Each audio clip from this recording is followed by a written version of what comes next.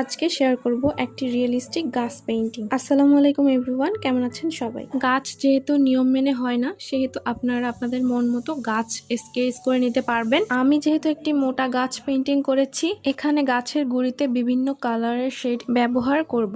গাছের যে পার্টটি করছি সেখানে আমি প্রথমে ডার্ক সাইডে ব্ল্যাক কালার অ্যাপ্লাই করেছি অ্যান্ড লাইট সাইডে white and yellow ochre mix করে অ্যাপ্লাই করেছি। ঠিক সেম ভাবে আমি পরের স্টেপটিও করে নিয়েছিলাম। মোট 3টি colour white, black and yellow অকারের বিভিন্ন শেডের কালার নিয়ে আমি গাছের গুঁড়িটি কমপ্লিট করেছি, যেটা ভিডিওতে দেখলেই আপনারা বুঝতে পারবেন।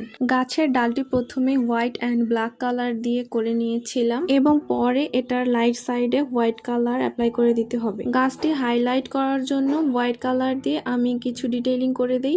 এখন করব পাতার কাজ।